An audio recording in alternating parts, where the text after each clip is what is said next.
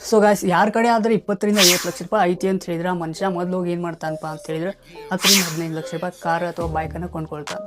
So ಅವನಿಗೆ ಏನಂತ ಹೇಳಿದ್ರೆ ಈ ಸೊಸೈಟಿ ಒಳಗೆ ನಂದು ಸ್ವಲ್ಪ ಅಂತಸ್ತು ಐತಿ, ನಾನು ರಿಚ್ ಅದೀನಿ ಅಂತ ಹೇಳಿ ತೋರಿಸ್ಕೊಳ್ಳೋದು ಇರ್ತೈತಿ. ಸರ್ವೇ ಸಾಮಾನ್ಯವಾಗಿ ಎಲ್ಲರ ಕಡೆ ಹಿಂಗೆ ಇರ್ತೈತಿ. ಸೊ ಅವನಿಗೆ ಏನಂತ ಹೇಳಿದ್ರೆ ಈ ಒಂದು ವಿಚಾರದ ಬಗ್ಗೆ ಗೊತ್ತಿಲ್ಲ. USA ಒಳಗೆ ಒಂದು ಇವೆಂಟನ್ನು ಕಂಡಕ್ಟ್ ಮಾಡ್ತಾರೆ. 100 ಮಕ್ಕಳಿಗೆ ಏನಂತ ಹೇಳಿದ್ರೆ ಮಾರ್ಕ್ಸ್ಮೆಲ್ ಅನ್ನೋ ಒಂದು ಸಿಹಿ ಪದಾರ್ಥವನ್ನು ಕೊಡ್ತಾರೆ.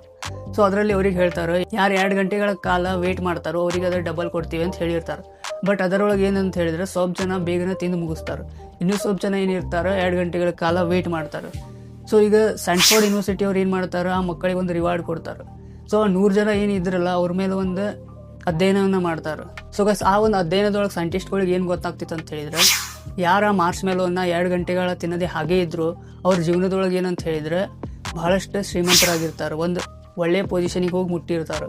ಸೊ ಯಾರು 2 ಗಂಟೆಗಳ ಮೊದಲನ ಒಂದು ಮಾರ್ಸ್ ಮೇಲನ್ನು ಒಂದು ಸಿಹಿ ಪದಾರ್ಥವನ್ನು ತಿಂದಿರ್ತಾರೋ ಅವ್ರ ಜೀವನದೊಳಗೆ ಇನ್ನೂ ಸಫರ್ ಮಾಡ್ತಾ ಇರ್ತಾರೆ.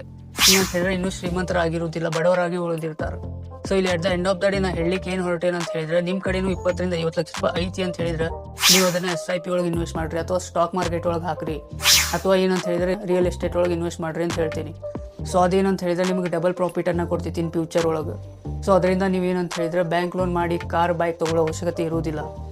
ಫುಲ್ ಕ್ಯಾಶ್ ಪೇಮೆಂಟ್ ಮಾಡಿನ ನೀವು ಕಾರ್ ಬೈಕ್ ಅಥವಾ ಮನೆಗಿನೆಯನ್ನು ಕೊಂಡ್ಕೊಳ್ಬೋದು. ಸೊ ಈಗಿಂದನ ನೀವು ಏನಂತ ಹೇಳಿದ್ರೆ ಇನ್ವೆಸ್ಟ್ ಮಾಡಿರಿ. ಸೊ ಇದೇ ಒಂದು ಈ ವಿಡಿಯೋದ ಉದ್ದೇಶ ಆಗಿತ್ತು. ಈ ವಿಡಿಯೋ ಏನಾದರೂ ನಿಮಗೆ ಚಲೋ ಅನಿಸಿದ್ರೆ like, comment, share and subscribe ಮಾಡಿರಿ. ಹಂಗೆ ನಮ್ಮನ್ನು ಮೇಲೆ ಎತ್ತರಿ ಅಂತ ಹೇಳ್ತಾ ಈ ಒಂದು ವಿಡಿಯೋನ ಇಲ್ಲಿಗೆ ಮುಗಿಸ್ತಾ ಇದ್ದೀನಿ. Bye, take care, love you all.